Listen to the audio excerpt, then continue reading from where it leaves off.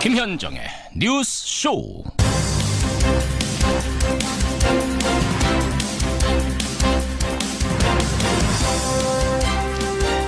애청자 여러분 안녕하십니까.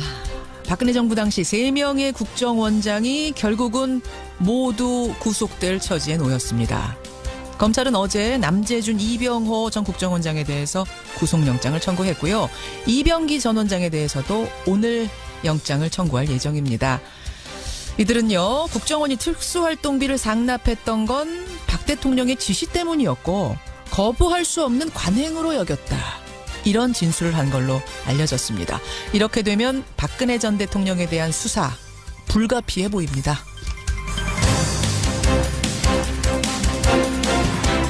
그런가 하면 또 한 명의 전직 대통령 이명박 전 대통령은 오늘 바레인에서 귀국을 합니다.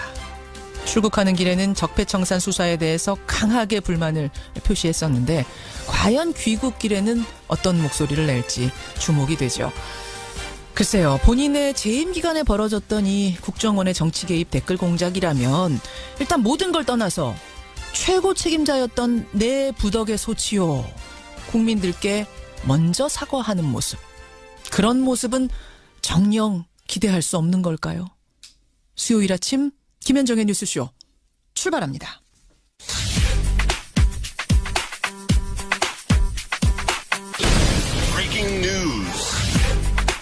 김현정의 뉴스쇼가 주목한 오늘의 포인트, 김정훈 기자 나와 있습니다. 어서 오세요, 김 기자. 네네. 첫 번째 포인트 뭐부터 볼까요? 네, 트럼프의 중대 발표입니다. 예, 트럼프가 북한에 관한 중대 발표를 예고한 게 오늘이군요. 네, 트럼프 미국 대통령이 지난 13일 아시아 순방 중 예고를 했던 내용이죠. 예. 미국으로 돌아가서 현지 시간으로 15일 오늘입니다. 무역과 북한 그리고 다른 것들에 대한 중대 성명을 발표할 것이다, 이렇게 밝혔습니다. 가능성은 뭐가 예측됩니까? 북한에 대해서는 두 가지 가능성이 있죠. 테러 지원국 재지정을 하면서 압박의 강도를 더욱 높일 수도 있고요. 반대로 협상 개시를 위한 신호탄을 쏘아 올릴 수도 있습니다. 정반대로 대화 얘기를 할 수도 있어요. 네, 그렇죠. 이와 관련해서 조셉 윤 미 국무부 대북정책 특별대사가 어제 한국을 찾아서 머물고 있거든요. 예. 아무래도 우리 정부와 중대 발표에 대한 의견 조율도 이루어졌을 것 같네요. 북한이 사실은 2달간 지금 도발을 중단하고 있기 때문에 네. 이런 것으로 미뤄봤을 때는 대화 재개 가능성도 지금 없는 상황은 아닙니다. 그렇죠. 하지만 또 한편으로 볼 때는 어떤 핵미사일 기술력 확보를 위한 시간 끌기일 수도 있고. 맞습니다. 어쨌든 오늘 있을 트럼프 대통령의 발표가 북핵 위기 국면에 대한 앞으로의 방향키로 작용하지 않을까, 그렇게 해석이 되네요. 첫 번째 포인트 트럼프, 두 번째는요. 네, 홍준표의 거둔 손, 안철수의 내민 유승민 대표입니다. 바른정당의 당대표로 취임한 유승민 대표, 어제 각 당들을 예방하는 시간이 있었는데 네. 한 곳에선 아주 한 대를 받고 한 곳에선 들어가지도 못했어요. 문전박대를 받았죠. 예. 자유한국당 홍준표 대표가 유승민 대표의 취임 인사 자체를 거부한 게 발단이었습니다. 예. 이에 대해서 유승민 대표는 아주 졸렬한 작태다, 이렇게 쏘아붙였고요. 그러자 홍준표 대표는 배신자 집단은 정당으로 보지 않는다, 이렇게 받아쳤죠. 배신자 집단은 정당도 아니다? 네, 그렇게 험악한 분위기가 연출됐습니다. 반면에 유승민 대표가 국민의당 안철수 대표와 만난 자리에서는 찰떡궁합을 과시했거든요. 그러게요. 만나자마자 개혁의 파트너다, 생각이 같다, 이런 말들이 오갔고요. 특히 그동안에 유 대표가 국민의당에 손을 내밀면서도 호남 배제, 또 햇볕 정책 포기, 이런 것들을 전제하고 있다, 이런 시각이 있었거든요. 예. 이에 대해서도 유승민 대표는 호남 배제라고 한 적 없다. 나 그런 말 한 적 없다. 네, 지역주의를 탈피하자는 얘기였을 뿐이다, 이렇게 적극적으로 해명하는 모습을 보였습니다. 결국은 유승민, 안철수 이 두 대표가 손을 잡는 국면으로 지금 가는 건가? 그렇게 되면 국민의당의 호남 계파들의 반발은 어떻게 되는 건가? 이쪽이 포인트겠네요. 그렇습니다. 예. 세 번째 포인트 가겠습니다. 네, MB의 귀국, 반격의 본격화입니다. 적폐청산이 감정풀이나 정치보복 아니냐, 이렇게 직격탄을 날리면서 사실은 출국했었거든요. 네. 오늘 돌아옵니다. 2박 4일 일정으로 강연차 바레인을 찾았던 이명박 전 대통령이 귀국합니다. 예. 말씀하신 것처럼 출국길 기자회견에서 현 정부의 적폐청산 활동을 강하게 규탄을 했죠. 그렇죠. 현지 강연에서도요, 각 분야의 국민들은 우리가 이루는 결과를 훼손시켜서는 안 된다는 마음을 갖고 있다, 이렇게 언급을 했는데 이전 정권 비위에 대한 전방위 사정을 에둘러서 비판한 것으로 보입니다. 예. 귀국 후에도 이명박 전 대통령은 현 정부를 상대로 친이계는 물론 보수 세력 전체의 결집을 주문할 것으로 보이는데 당장 오늘부터가 그 행보에 주목할 필요가 있습니다. 마지막 포인트 인천공항이네요. 오늘 인천공항. 네네. 여기까지. 김정훈 기자 수고하셨습니다. 네. 이건희 회장의 차명 계좌는 모두 1,021개였습니다. 정치권은 차명 계좌가 상속 유산이라는 이 회장의 주장에 의문을 표시하고 있습니다. 이건희 차명 재산이 정말 상속 재산이 맞는지 비자금은 아닌지 명확히 밝혀야 합니다. 예, 더불어민주당이요. 이건희 회장의 차명 계좌 문제에 대한 과세 문제를 다루기 위해서 태스크포스를 출범시켰습니다.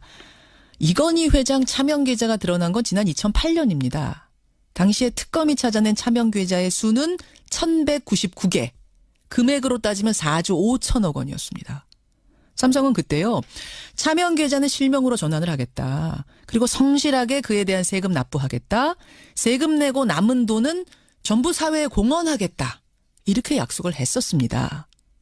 그런데 우리가 잊고 있는 사이에 삼성이 이 약속을 지키지 않았다는 사실. 이게 이번 국감에서 드러난 거죠. 이 사실을 국감에서 밝히고 이번 TF의 간사까지 맡으셨어요. 민주당 박용진 의원 연결을 해보겠습니다. 박 의원님 안녕하세요. 네, 안녕하세요. 박용진입니다. 네, 그러니까 2008년에 찾아낸 게 은행 계좌 64개, 증권 계좌 954개. 이 중에 이건희 회장 명의로 전환한 게 있긴 있습니까? 실명 전환을 했는데 이건희 회장 명의로 한 건 아니고요. 하나가 있어요. 한 개. 전환. 네. 한 개 했는데 그건 또 누구 명의로? 확인한 거죠. 실명을 확인한 거고요. 나머지는 사실상 다 인출해 가버렸습니다. 인출해 갖고 그래서 실명 전환이라고 하는 것은요. 법적인 명의로는 예. 그 본인의 이름으로 계좌를 개설하거나 그렇죠. 아니면 본인의 이름으로 그 가짜 명의인을 본인의 이름으로 바꾸는 건데 그 과정은 과징금 및 그 이자에 대한 차등과세를 이자소득하고 배당소득에 대한 차등과세를 하는 것을 얘기하는 거거든요. 그렇죠. 네, 그렇죠. 그러한 절차가 필요한 건데 그런 거 없이 그냥 인출해가고 현금으로 빼갔어요. 그냥 가져갔다는 겁니다. 근데 제가 알기로는요. 특검 다 끝나고 2008년 말에 삼성이 발표를 하나 했어요. 그 차명 계좌의 돈들을 다 이건희 회장 실명으로 전환했습니다. 이렇게 공식 발표를 해서 저는 차명 계좌를 돈 세금 낼 거 다 내고 실명으로 전환한 건 줄 알았는데 그러면 그때는 그거 거짓말한 겁니까? 여기서 말하는 핵심 포인트는 뭐냐면, 예. 그냥 평상적으로 재산을 관리할 때 내야 되는 증여세라든지, 예. 혹은 양도세라든지, 예. 종합소득세, 이런 것을 냈느냐 안 냈느냐가 아닙니다. 그런 부분은 그 남의 이름으로 가짜로 돈을 관리하고 있을 때도 당연히 냈어야 되죠. 발생을 하니까요. 물론이죠. 그런데 금융실명법은 남의 돈으로 자기 재산을 은닉해서 세금을 포탈하거나 아니면 범죄 를 위해서 쓰지 못하도록 차단하기 위해서 만든 아주 센 법안이거든요. 예, 예. 그러니까 이것에 따라서 한다고 한다면 그 아까 말씀드렸던 50% 원금의 50%를 과징금을 매기거나 아니면 이자와 배당소득을 99%까지 징수해가는 거의 뭐 원천적인 징벌적 징수거든요. 예. 그런 걸 하나도 안 했다고 하는 것이 문제죠. 그러니까 이건희 회장 쪽 회장이나 예. 삼성에서 예. 우리는 세금 다 냈어요. 이거 거짓말입니다. 왜냐하면 금융실명법에 따른 걸 내지 않았어요. 그러면 실명으로 전환했다라고 했던 것도 현금으로 그냥 다 뽑아다가 이건희 네. 회장 통장에 집어넣습니다. 이거를 지금 실명 전환했다 이렇게 발표한 거였어요. 그때? 네. 뭐 이건희 회장으로서는 오히려 지갑 주순 건데요. 왜냐하면 김용철 변호사가 이 사건에 대해서 폭로를 할 때 이게 좀 이상하다. 삼성이 비자금을 주성했는데 규모가 10조 원일 거다라고 주장을 했거든요. 그렇죠. 근데 특검이 탈탈 털어서 확인을 할 수 있었던 것만 보면 4조 5천억 원 확인을 했습니다. 근데 여기에 예. 삼성생명의 그 주식 계좌가 있었던 거예요. 예, 예. 근데 이 규모가 나중에 한 4% 정도밖에 삼성생명 주식을 못 갖고 있었던 이건희 회장이 예. 이거 다 내 거다라고 전환을 해서 나중에 삼성생명이 일대 주주로 됩니다. 20.8%까지 예. 되죠. 예. 그러니까 비자금으로 조성해 가지고 있었다고 한다면 그 비자금으로 몰래 숨겨놓을 수밖에 없었던 내 돈이면서도 내 돈이 아니라고 할 수밖에 없었던 그 처지에서 오히려. 떳떳하게 이건 내 돈이요라고 하면서 그러니까요. 삼성생명을 이게 장악할 수 있는 길을 오히려 특검이 터져서 말이 많았죠. 그때 그러니까 물특검 조준웅 특검 자체가 물특검이라고 비판이 많았잖아요. 비자금 아니라 상속재산이다라고 결론 내려주면서 도와준 셈이 됐어 이건희 회장을. 상속재산이라고 주장한 건 삼성과 이건희 회장 측의 주장일 뿐인데 그걸 그냥 받아줬고요. 받아준 거죠. 제가 이번에 확인을 해보니까 황당한 건 이병철 회장이 돌아가신 게 87년인데 예. 93년 이후에 개설된 계좌가 대부분이고 20개를 빼고 나머지는 다. 그래요. 그리고 더 황당한 건 2000년 이후에 계좌가 개설된 것이 673개입니다. 심지어는 특검하기 직전에 만들어진 계좌도 40개가 넘어요. 이 얘기는 뭐냐면 이 돈이 과연 이병철 회장의 상속재산인 거냐. 그렇죠. 그걸 어떻게 그렇게 다 인정을 해줘 버렸느냐라고 하는 의문이 자연스럽게 생기죠. 그렇게 도와준 것도 감지덕지인데 그나마 네. 세금 내고선 실명 전환하시오라고 한 걸 지금 안 지켰다는 얘기잖아요. 그렇습니다. 그 금융위원회에 대한 국정감사에서 이번에 확인이 된 것처럼요. 남의 이름으로 관리하고 있었다 하더라도 그 남의 이름이 마징가 제트나 마루치 아라치 같은 가상의 인물이거나 가짜가 아니면 된다는 거예요. 제가 우리 김현정 앵커의 돈을 제 이름으로 관리하고 있다 하더라도 그래서 그것 때문에 세금을 피하고 그거를 딴 일을 한다고 하더라도 박용진이 살아있는 사람이니까 괜찮다는 거예요. 괜찮다는 거죠. 이게 말이 안 되는 거죠. 마루치 아라치 것만 아니면은 박용진 이름으로 돼 있으면 괜찮다는 거예요. 김현정 돈이어도. 예, 그렇기 때문에 흔히 요즘 말이 많은 다스의 문제라든지 다른 대기업의 어떤 차명계좌 문제라든지 최순실의 숨겨놓은 재산 문제라든지 이런 것들이 혹시 알려지더라도요. 그거를 금융실명법에 따라서는 아무것도 제재를 가할 수가 없다라고 하는 게 그동안 금융위원회가 지켜왔던 해석입니다. 이상한 일이었죠. 근데 그 해석이 법적으로 맞으면 상관없는데 어떻게 판단하십니까? 틀렸죠. 틀렸고요. 그래도 금융위원회가 두 가지 해석을 계속 헷갈리게 내놨던 거예요. 하나는 그 돈이 그 계좌의 명의가 살아있는 사람 것이 맞으면 된다라고 하는 해석과 또 하나는 재미있는 것은 그것을 금융실명법을 어겨왔던 금융기관이나 은행 직원들에 대해서는 계속해서 과태료를 매기고 징계를 해요. 그러니까 이 두 가지 해석이 계속 남발이 되어 오다가 이번에 제가 분명히 잡았던 건 뭐냐면 왜 서민만 지키냐.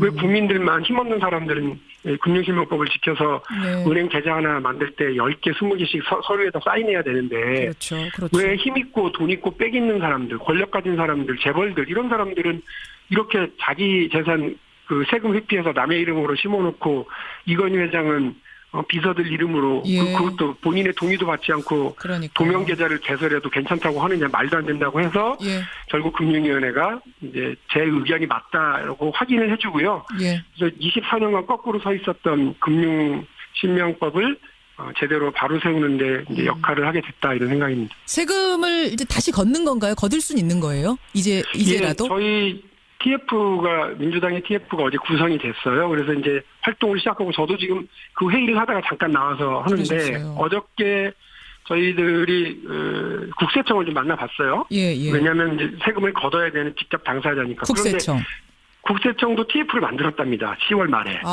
그래서 저희들 움직이는 걸 보고 아이고 우리한테 그것도 오겠구나 하고 자기들끼리 만들어서 그 금융실명법 위반 차명계좌에 대한 이제 과세에 대한 TF를 구성을 해서 분주하게 움직이는데 그것까지는 좋은데 이제 약간 걸리는 게 이건희 회장의 이 차명계좌가 그 세금을 부과할 수 있는 기간이 10년이 지났느냐 안 지났느냐를 놓고 헷갈려하고 있더라고요. 공소시효가 있어요, 일종의 이제 그 세금을 부과할 수 있는 시간이 있습니다.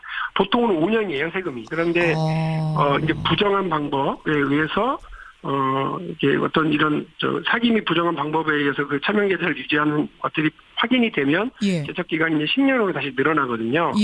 그런데 이제 당연히 우리 국민들은 2008년에 이게 차명계좌이고 금융실명법 위반이라는 게 확인이 됐으면 그 시점에 거두면 되니까 지금 아직 시간이 남았다. 확인된 건 2008년이니까 그걸로 따지면 남았다. 10년인데. 그런데 이제 국세청은 아이고 그게 아니고요. 2008년에 확인이 된 거니까 개설된 건 그 전이다. 지금 시점으로부터 10년 전으로 가면 2008년, 2007년 거 정도밖에 안 되지 않을까요?라고 하는 나약한 소리를 하는데. 그러니까 개설 일자를 기준으로 본다는 얘기죠, 지금. 아니죠. 국세청은. 지금 시점을 기준으로 해서. 그러니까 확인을 한 2008년을 기준으로 하더라도 지금 10년이 넘어간다 이런 계산이에요, 국세청은? 예를 들면 이제 오늘을 기준으로 해서 이렇게 보면 10년이 넘어가 버리기 때문에 이제 그 10년이 되는 시점이 2007년 기준이기 때문에 예. 본인들은 그 부분에 대해서 이게 그 기간이 지난 거 아닌지에 대해서 고민하고 있고 2008년에 확인됐으면 지금 2017년이니까 아직 10년 안 된 거 아닌가요? 아슬아슬하게 그 안에 있는 거 아닌가요? 그렇습니다. 그러니까 그렇기 때문에 저희는 그 1199개의 모든 계좌에 대해서 부과를 해야 되는 것이 맞다고 하는 건데 예.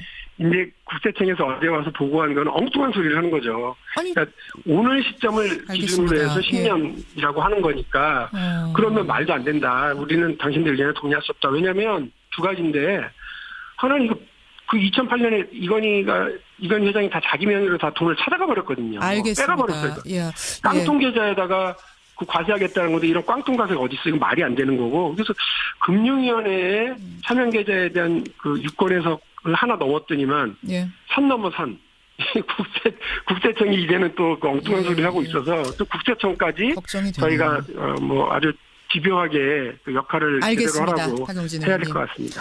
저는 어떻게 해서 10년이 그렇게 나오는지 아직도 계산이 안 돼. 아직도 제 계산으로는 1년이 남은 것 같은데 그 부분 정확히 해주시고요. 예. 시간이 없지만 한 가지만 좀 더 여쭤야겠습니다. 네네.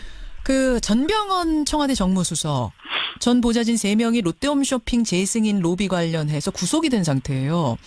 네. 전병헌 수석의 뭐 소환이 임박했느니 아니니 전병헌 수석은 억울하다 얘기하고 있고 이렇게 혼란한 상황인데 박 의원께서는 어떤 입장이시고 지금 당 안의 분위기는 어떤 분위기인가요? 뭐 여러 가지 뭐 만감이 교차하는데 저로서는 제가 대변인을 할 때 원내대표로 모시기도 했고요. 지금도 그 국회 운영위 통해서 이제 거의 매일 최근 같은 경우는 매일 보다시피 하는데 예.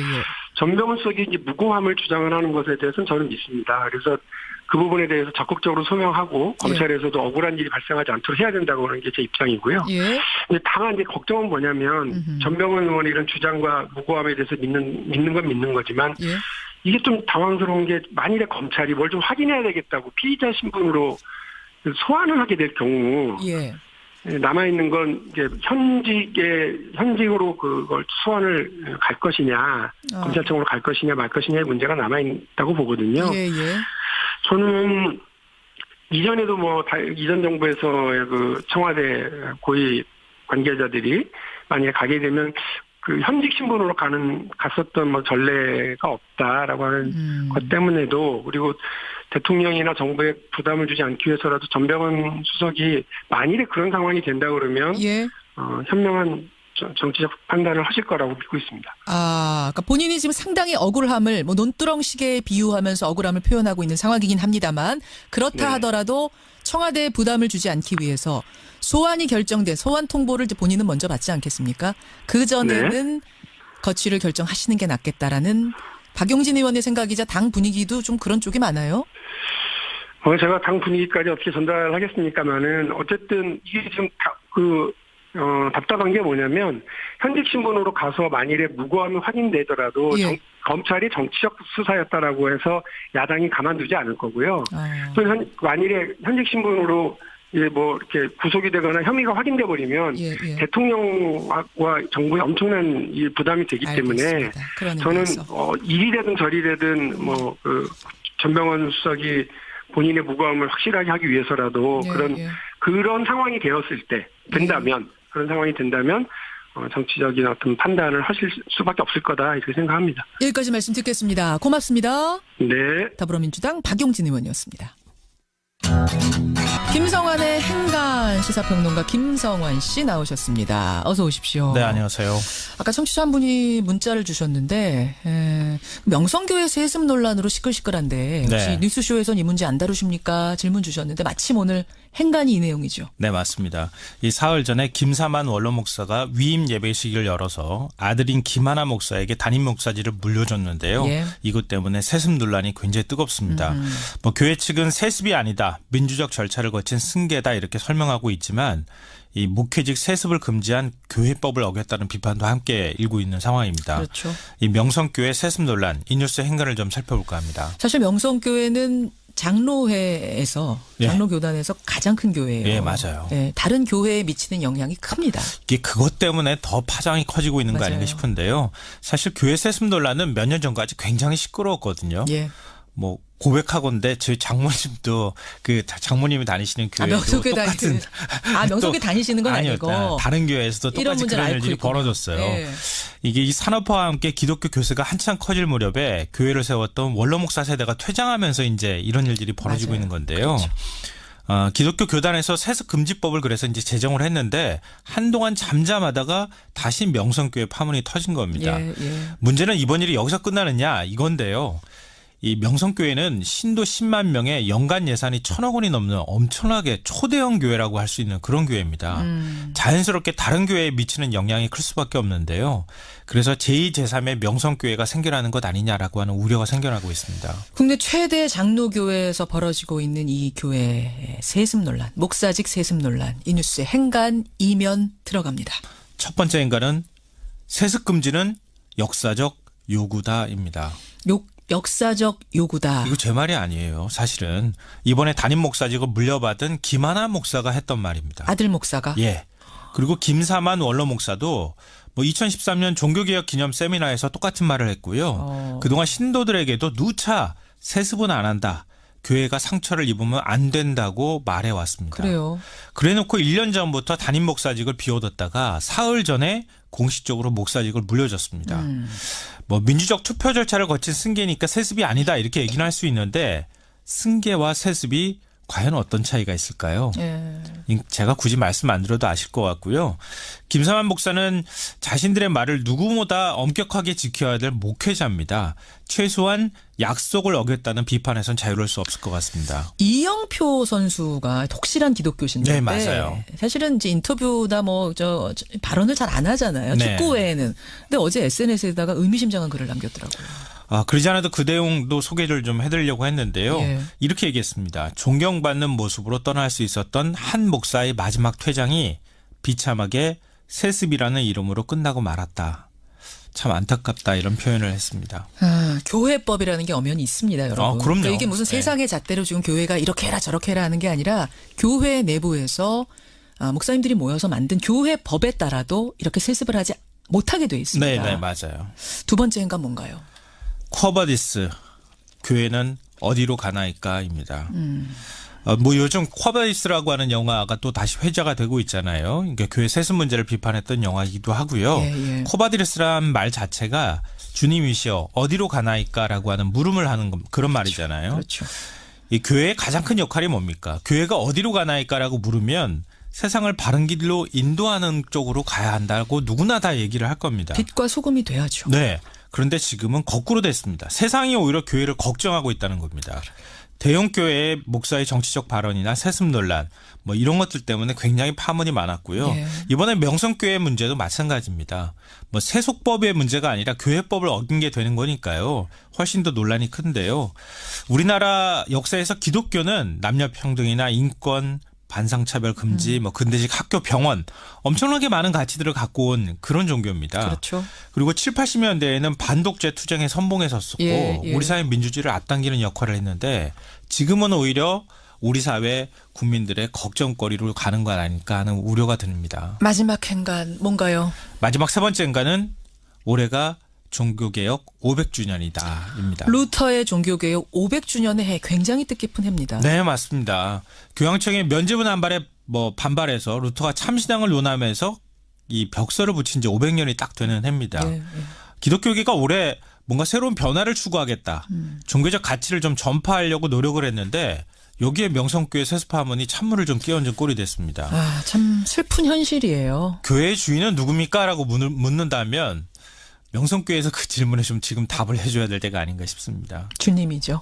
주인은 주님입니다. 네, 맞습니다. 네. 과연 누구를 위해서 이런 일들이 벌어지고 있는 건가? 교회가 반성해야 될 때고 정말 많은 교회들이 이 세습하지 않고 다르게 가고 있는데 그 교회들이 그러게요. 상처받을까 좀 그것도 걱정이고요. 고생하셨습니다. 네, 고맙습니다. 김현정의 뉴스쇼 2부 출발합니다. 5.18 행방불명자들이 암매장돼 있을 것으로 추정되는 곳이죠. 옛 광주교도소. 그 옛 광주교도소터에서는 지금 흔적을 찾기 위한 발굴 작업이 한창 진행 중인데요. 당시 그 광주교도소에 배치됐던 공수부대 지휘관 가운데 한 명이 내가 그곳에 안매장을 직접 했다. 이렇게 양심 고백을 하고 나섰습니다. 실명까지 걸고 증언을 하고 나선 건 이번이 처음 있는 일입니다. 신순용, 전소령, 좀 어려운 결심을 하신 건데요. 잠시 후에 직접 만나보죠. 수요일 라디오 재판정에서는 요즘 건물마다 보면은 그 마사지샵이 많습니다. 발 마사지, 태국 마사지, 중국 마사지 다양하게 있는데 여러분 시각장애인이 하는 곳이 아니면 전부 다 불법이라는 거 알고 계세요? 우리나라에서는 이 안마업이라는 업종으로 허가가 되는 건 시각장애인밖에 없습니다. 그러니까 모든 피부 마사지샵, 발 마사지샵 전부가 불법인 상황. 여기에 대해서 찬반 논란이 뜨겁습니다. 오늘 라디오 재판정에 올려보죠. 화제 인터뷰에서는 한국 테니스계의 희망이라 불리는 정현 선수 만나보겠습니다. 지난 주말에 이 남자 프로 테니스 투어 세계대회에서 우승을 거머쥐고 금이 환영을 했는데 한국 선수가 세계대회에서 우승한 거 무려 14년, 14년 만의 일이랍니다. 그야말로 금이 환영하고 돌아온 정현 선수 만나보시죠. 50원의 단문 100원의 장문 유료 문자 샵 1212 카톡 레인보우까지 열어놓고 출발합니다. 불명자들이 안매장돼 있을 것으로 추정이 되는 옛 광주교도소. 지난 4일부터 발굴 작업을 시작했지요. 하지만 아직까지는 아무런 흔적도 찾지 못한 상태입니다. 그런데 5.18 민주화운동 당시에 옛 광주교도소 앞에서 시민군 3명을 사살하고 내가 직접 안매장까지 했다. 양심 고백을 하고 나선 분이 있습니다. 바로 당시 공수특전여대 소속의 신순용 전소령이란 분입니다. 5.18 안매장과 관련해서 당시 작전에 참가했던 공수부대원이 이렇게 공개적으로 증언을 한 건 이번이 처음 있는 일입니다. 예, 참 귀한 증언이죠. 신순용 전소령의 증언 오늘 직접 들어보겠습니다. 연결을 해보죠. 신전소령님 안녕하세요. 예, 안녕하세요. 참 어려운 인터뷰인데 이렇게 결심하고 나와주셔서 감사합니다. 예. 지금은 실례지만 어떤 일 하고 계세요? 농사철 때문에 시골에 와서 농사 좀 짓고 있습니다. 농사 지으면서 지금은 뭐 군하고는 전혀 상관없는 일을 하고 계시네요. 그렇죠. 예. 평범한 시민으로 살고 계시는데. 자, 당시 공수부대 지휘관으로 광주에 도착하신 거는 며칠이었는지 기억나세요? 5월 20일로 기억하고 있습니다. 5월 20일. 20일 새벽에. 새벽에. 그러면은 20일이면은 이미 상황이 심각하게 벌어진 다음이네요. 예, 처음에 이제 광주에서 내리자마자 배치가 바로 됐습니다. 예. 저희들은 교통정리 해주고 시민 안전을 위해서 노력을 많이 했죠. 예. 시민들이 굉장히 고맙게 생각하고 앞에 온 부대 진압 과정에 대해서 이야기도 하고 불만이 많았습니다. 그러니까 도착해서 일단은 교통 정리하고 뭐 이런 일부터 시작을 하셨던 거예요. 예. 뭐라고 근데 불만을 표하던가요, 그때 시민들이? 그 앞에 온 군인 공수부대. 앞에 온 공수부대들이, 예. 예. 무자비하게 그냥 쫓아와가지고 그냥 곤봉이나 총 개머리판이나 하여튼 닥치는데 뚫어패가지고 애들이 이제 뿔뿔이 막 도망가니까 쉽게 얘기해서 개패듯이 막 뜯어 팬 모양입니다. 도망을 가는 사람을 뒤쫓아 가가지고 그냥 개패듯이 해요. 예. 그래가지고 이제 많은 사람들 좀 몇 명이 희생이 되고 그다음에 이제 아주 이제 중상자들은 그냥 차에다 트럭에다 막 툭툭 던져가지고 싣고 어디로 막 갔다고 합니다. 자, 그런 상태에서 이제 20일에 도착을 했습니다. 사람들이 막 불만을 토로하고. 근데 교통 정리를 처음에 하다가 어떻게 이 3공수여대도 이 시위대를 진압하고 사살하고 이것에 어떻게 참여하게 된 건가요? 과정이. 그날 점심 같은 이게 밥을 먹으려고 했던가 끝난 상황인가 하여튼 그 정도 돼요. 그런데 드드드드 기관총 소리가 막 거의 드드드드 하면서 올라오는 소리가 들려요. 휴식하고 있는데 드드드드드 기관총 소리가 들려요. 그래도 여기 쳐다보니까 이제 트럭에다가 기관총 싣고 이제 한 3명 정도가 그냥 그렇게 하고 쭉 걸어서 그 옆에 길이잖아요. 예. 그걸로 쭉 그냥 그러고 막 가니까 경계하고 있는 경기병들이 이제 도준 사격해서 이제 죽었죠. 죽어가지고 이제 그걸 이제 대대장이 이제 처리하라고 해서 이제 갖다 묻으라 해서 이제 그런 식으로 했어. 대대장이 와서 묻으라고 해서 가보셨어요. 가보니까 정말 사람이 3명이 죽어 있던가요? 네. 뭐 하여튼 뭐 민간인 복장에 민간인 복장. 젊은 사람들이든가요? 예, 다 젊죠. 다 젊은 사람들. 예. 지금 이제 뭐 보도가 되기로는 20대로 보이는 사람 2명, 한 17살 전후의 고등학생 1명. 좀 어리게 보였지 않고 고등학생도 보였어요. 고등학생 정도로 보였어요. 그래서 이제 그 젊은 고등학생 또 한 20대로 보이는 청년들을 어떻게 안매장을 하셨는지 기억나십니까? 시체를 그냥 운반을 해가지고 교도소 들어가는 입구 우회 쪽에서 야산이 좀 하나 있었죠. 그냥 소나무도 있고, 예, 무덤이 2개나 또 옆에 있었어요. 무덤에서 한 6-7m 담양쪽으로 떨어진 그 지점에 묻었는데, 애들 시켜서 이제 야전삽으로 파고, 예, 한 1m 정도 파고 약간 그래서 마대도 덮은 것 같고 있던 그래서 매장시켰죠. 그냥 매장시키셨어요. 그때 거기다가 매장시켜라라는 어떤 지시가 있었습니까? 명령이? 시체를 수거해가지고 매장시키라고 지시를 받고. 그 야산이 있으니까 좀만 야산이 있으니까 소나무 숲도 있으니까 그러다 이제 적당한 데 묻어라 해가지고. 예, 적당한 데 묻어라. 선생님이 묻으신 시체는 이제 시신은 3구인데 이게 뭐 선생님만 그런 작업을 한 게 아니지 않겠습니까? 그 당시 어느 정도나 되는 인원이 그런 식으로 묻혔다고 알고 계세요? 예, 조준사에서 몇 명이 죽으면 차량 굴러 떨어지고 또 오고 10여 차례 이상을 반복해서 왔으니까 줄자 봐서 한 20-30명 20 몇 명 정도는 죽었지 않나 지금 판단을 하고 있고. 그 20-30명 정도를 그런 식으로 20-30명 정도가 죽었으면은 다 그 근처에 묻었을 테니까 다 옛 광주교도소 근처에 묻혀 있을 가능성이 크네요. 그렇죠. 교도소 옆에는 좀 넓어요. 넓은 지역하고 이제 좀 언덕이 그 부분이 주로 다 묻었고. 예. 그다음에 저쪽 교도소 뒤편에도 한 30군데 묻었다고 그래요. 그래요. 둘야바 그쪽으로 묻힌 시체가 한 20분은 넘은 것 같아요. 그 자리 지금 가면 찾으실 수 있으시겠어요, 선생님? 그때 묻었던 그 자리? 대충 그 위치는 알지요. 위치는 아시겠어요. 순찰로 다 이렇게 확인했으니까. 지금 이제 발굴 작업이 한참 진행 중인데 아직까지는 발굴된 시신이 없다고 합니다. 물론 과거에 그 지역을 발굴했을 때 뭐 몇 구가 발견이 됐습니다만 사실은 아직도 더 많은 인원이 선생님 증언만 들어도 더 많은 인원이 나와야 하는데 더 많은 시신이 왜 이렇게 발굴이 잘 안 되는 걸까요? 이게 둥구난방으로 뭐 정확히 뭐 어디 표시해놓고 한 것도 아니고. 그렇죠. 그다음에 이제 묻으라면 이제 자기들 이제 땅 파고 묻기 좋은데 다 중구난방으로 이제 정확히 일정하게 묻는 게 아니고. 예, 그렇죠. 그래서 찾기 어렵지 않느냐, 나 그렇게 생각하지. 그래도 어딘가 반드시 있긴 있겠죠. 그렇죠. 누가 파가지 않는 이상 있을 거 아닙니까? 있을 것 같아요. 알겠습니다. 예, 5.18 당시 공수부대원으로 참여해서 시신을 안매장하는데 참여할 수밖에 없었던 신순용 전소령 지금 만나고 있는데요. 그때가 1980년이니까 한 37년 세월이 흘렀네요, 선생님. 세월이 무상합니다. 무상하죠. 예. 실은 지금까지 거기 굉장히 많은 사람들이, 많은 군인들이 뭐 본인이 원하진 않았더라도 참여해서 시민군을 향해서 총도 쐈고 안매장도 하고 뭐 폭력을 휘두르기도 하고 이런 일들을 했지만 아무도 내가 그랬다고 나서는 사람이 없었어요.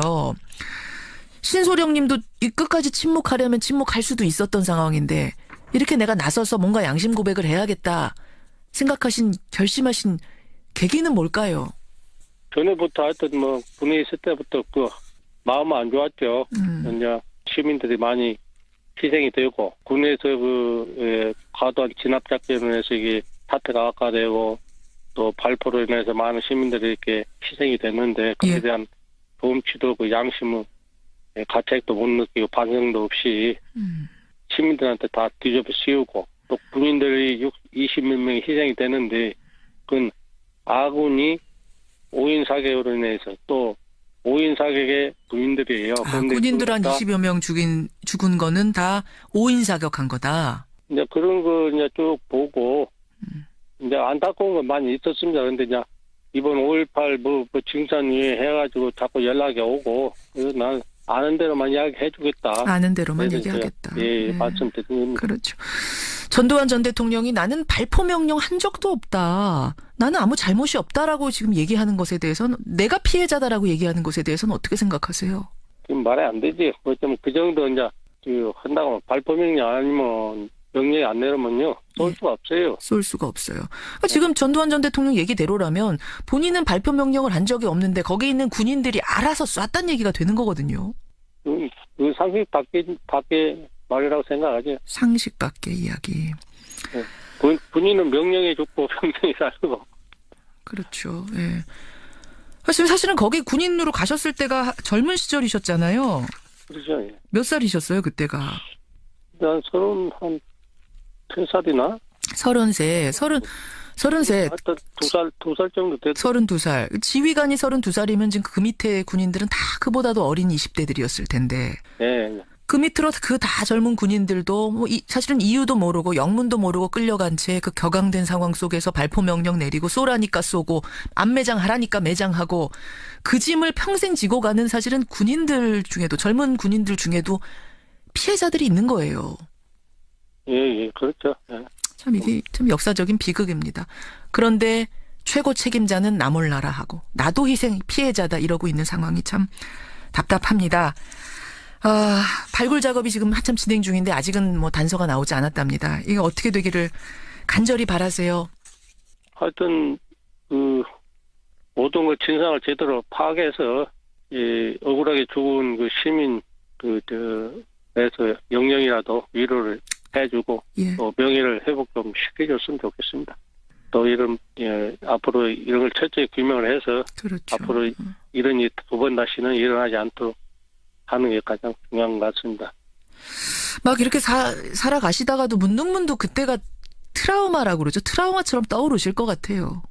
그렇죠. 가끔 많이 생각이 납니다. 그 막 안매장했던 그 어린 친구들 막 이런 모습이 아른아른거리고 그러시면 정말 괴로우실 것 같아요. 그렇죠. 네. 네. 예. 참, 예. 우리 신순용 소령 말씀을 듣다 보니까 이 신소령도 역시 5.18의 피해자다 이런 생각이 듭니다. 그 상처를, 오랜 상처를 안고 살아온 분인데 아무쪼록 말씀하신 것처럼 마지막 한 명의 행방불명자, 한 명의 시신이라도 찾아서 가족들 품으로 돌려보낼 수 있도록 발굴 작업이 잘 이루어졌으면 좋겠습니다. 오늘 어려운 시간 내주셔서 감사드리고요. 용기 내주셔서 고맙습니다. 예, 감사합니다. 감사합니다. 수고하세요. 예. 당시에 공수부대 지휘관으로 광주에 파견이 됐던 분입니다. 신순용 전소령이었습니다.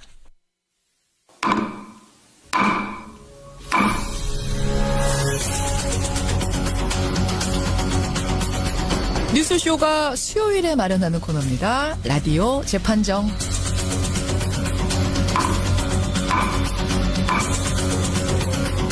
논란이 되는 이슈나 인물을 저희가 스튜디오 재판정 위에 올려놓으면요. 여러분 들으시면서 배심원 자격으로 판결을 내려주시면 되는 거죠. 오늘도 두 분의 변호인 모셨습니다. 노영희 변호사님 어서 오십시오. 네. 듣다 보면 50원이 아깝지 않습니다. 라디오 재판장의 노영희 변호사입니다. 사실은 우리가 굉장히 앞에서 슬픈 이야기를 했는데 노 변호사님이 들어오시니까 급 밝아지면서 분위기 전환이 자동으로 되네요. 분위기 파악을 못했습니다. 언제나 상큼함을 주는 분 노영희 변호사 반갑습니다. 백선만 변호사님 어서 오세요. 네, 안녕하세요. 저도 뭐 멘트 하나 준비해야겠네요. 이렇게 매주 할 때마다 지난번에 준비하신다더니만. 죄송해요. 지난주는 잠깐 좀 잊어주시고요. 네. 다음 주에 기대하겠습니다. 네, 알겠습니다. 다음 주부터 멘트 준비하겠습니다. 사실은 두 분은 방송을 굉장히 많이 하시는 분들이고 또 변호사 일까지 하시니까 굉장히 피곤한 분들이잖아요. 늘. 정말 어제 새벽에 잤습니다. 새벽에 온몸이 다 아픕니다 지금.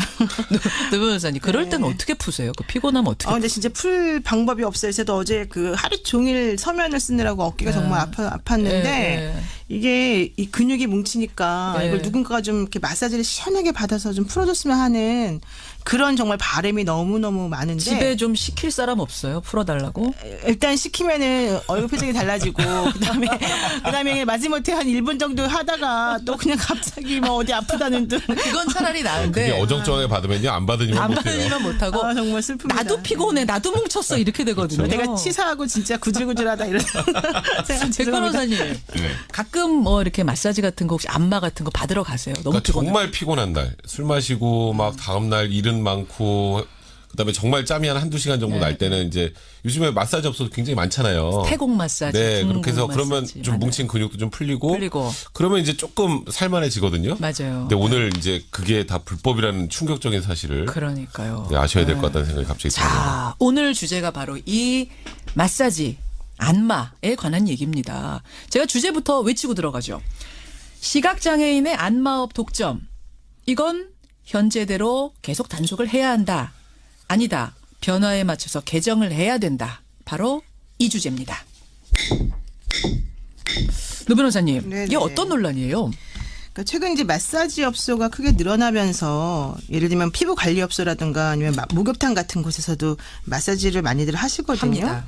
근데 이제 이런 업소들이 사실은 불법인데 그 법원에서 판결이 하나가 나왔습니다. 그 지난 3월 A 약손이라고 하는 마사지 업소를 운영하는 어떤 분이 무슨 약손 이런 거 있어요. 손님에게 이제 9만 원을 받고 종업원을 지켜서 손과 팔꿈치를 어깨 등을 주무르고 두드리는 등의 안마 시술을 했다. 그래서 이게 이제 의료법에 안마사 자격이 규정이 되어 있는데 의료법을 어겼다. 즉 영리를 목적으로 안마를 하면 안 된다. 시각장애인이 아닌 분들은 이런 규정이 있는데 그걸 어겼다는 것 때문에 벌금 100만 원을 선고받은 지금 사건이죠, 사실은. 그래서 이제 이게 과연 타당하냐 이거에 대한 얘기가 나오고 있습니다. 그러니까 지금은 시각장애인이 아닌 사람이 돈 받고 마사지, 안마, 뭔가 풀어주는 행위를 하면 전부 불법이에요? 네, 그렇습니다. 발 마사지 이런 것도 불법? 네, 다 불법이죠. 그 무슨 약손에서 이제 어깨 막 풀어주고 이런 것도 그분이 이제 시각장애인이 아니시라면 불법입니다. 불법이고. 네. 영리를 목적으로 안 하면 되죠. 물론 무료로 해주면 집에서 잘못하면 집에서 하는 거 괜찮지. 네, 돈을 안 뭐든지 돈을 안 받으면 불법은 공짜가 아니죠. 아니면 무조건 불법이다. 이렇게 되는 상황. 자, 두 변호사님의 입장부터 확인하겠습니다. 백 변호사님. 사실 현실하고 법하고 맞아야 되지 않아? 뭐 이런 말씀하시는 분들 많은데요. 이거는 이렇게 말씀드리면 되겠네요. 그 시각장애인 분들은 아무래도 좀 다른 분들하고 달리 그러니까 뭔가 직업을 가지고 영위하기 쉽지가 않아요. 그래서 나라들마다 생존 특화 제도가 있습니다.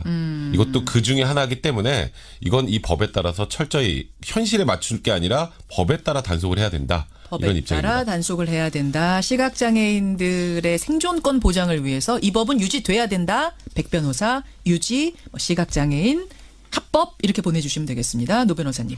네, 어차피 이제 이게 1913년에 만들어진 법이에요. 사실 그러니까 법이라기보다는 그 시각장애인에 대해서 이런 식으로 해야 된다라고 하는 인식이 1913년부터 있었었는데 이게 이제 변화하는 사회 환경에 맞춰서 좀 개정해야 될 필요가 있지 않겠느냐. 저는 그런 쪽에 있습니다. 변화하는 사회 환경에 맞춰서 시각장애인만 된다는 이 법은 개정이 좀 필요하지 않겠느냐. 그렇습니다. 개정. 또 뭐랄까요? 변화, 일반인, 노변 이렇게 보내주시면 되겠습니다. 50원에 담은 100원의 장문 유료 문자입니다. 샵 1212 카톡 레인보우까지 열어놓고 지금부터 주시면 되는데요. 벌써 뜨겁게 들어와요. 청취자 이종원님은 근데 가려고 해도 시각장애인 마사지샵을 찾기가 너무 힘들어요. 맞아요. 이런 문자가 지금 들어오는가 하면 그럼에도 불구하고 이분들의 생계를 위한 배려기 때문에 이 법은 살려둬야 된다. 4489님. 이런 문자가 지금 벌써부터 들어옵니다. 보내주십시오. 자, 어떤 것부터 말씀을 좀 나눌까요? 노 변호사님. 네네. 그러니까 아까 지금 4489님이 그러셨잖아요. 사회적 배려, 공존 이런 목적으로 지금까지 살려뒀던 법인데 이제 와서 바꾸자. 이건 너무 가혹한 거 아니냐. 어떻게 보세요? 네, 사실 그 점이 맞는데 그게 반드시 마사지라고 하는 방법을 통해서만 가능한 것인가 이 부분을 좀 생각해 볼 필요가 있을 것 같고요. 이게 원래 그 2006년에 헌재에서는 시각장애인만 자격을 취득할 수 있도록 안마사 자격 기준에 제한을 두었던 의료법 시행 규칙 이때는 규칙이 있었거든요. 그 의료법 시행 규칙에 대해서 원래는 그게 위헌이다 이런 결정을 내리기도 했었어요. 2006년에 이미. 2006년에는. 네, 그런데 그런 결정이 나오자 시각장애인들이 막 투신제사를 하시고 농성을 벌이시면서 이제 거세게 항의를 하셨고요. 결국 국회에서 이렇게 위헌 결정이 난 3개월 만에 시각장애인에게만 안마를 할 수 있도록 오히려 이제 규칙이 아닌 법에 의료법에 명시를 하는 식으로 의료법이 개정이 된 거예요. 그런 과거가 있군요. 그래서 이제 지금까지도 계속해서 해마다 이 사건과 관련해서 문제가 발생하고 있어서 헌법재판소에서 이미 3번이나 2008년, 2010년, 2013년에 이 사건에 대해서 합헌 결정을 내린 상황이 있습니다. 3번이나 합헌. 그럼에도 불구하고 올해 2월에 또다시 서울중앙지방법원에서 이 법이 위헌적이다라고 해서 위헌법률 심판을 제청한 거예요. 그러니까 이거는 개인이 헌법소원을 제기한 게 아니고 법원에 있는 판사님들이 이 법은 위헌적이다라고 하셔가지고 헌법재판소에다가 위헌법률 심판을 제청하신 거예요. 위헌법률 심판이라는 걸 제청해서 지금 그러면은 계류 중에 있습니다. 계류 중에 있는 상황. 그래서 다시 한번 생각해보자 이런 그렇습니다. 겁니다, 여러분. 그러니까 이게 네 번째인데요. 그러니까 쉽게 말해서 헌재에서 그동안에 3번의 합헌 결정을 냈고 그럼에도 불구하고 무언가 현실과 법이 맞아야 되지 않느냐라고 다시 낸 건데 이제 우리가 지금 자꾸 그냥 현실에 다 일반 분들이 다 마사지 업소 운영하고 있는데 이거 좀 맞춰가야 되는 거 아니냐라고 하지만 사실 이 우리나라뿐만 아니라 전 세계적으로 제가 아까 말씀드렸던 것처럼 시각장애인 분들은 특정하게 어떤 직업을 보장해주지 않으면 생존하기가 쉽지가 않아요. 그래서 제가 그런 걸 생존 특화제도라는 표현을 썼잖아요. 아까 그러셨어요. 네, 미국에서는 1936년부터 연방 정부의 건물이나 소유지의 자동 판매기 운영권, 뭐 간이식당 운영권 이런 것들을 이제 시각장애인 분들에게 보장을 해줬고요. 캐나다에서도 1928년부터 자동 판매기 운영권 같은 걸 보장해줬고 스페인 같은 경우에 복권 판매권 이런 걸 부여해줬어요.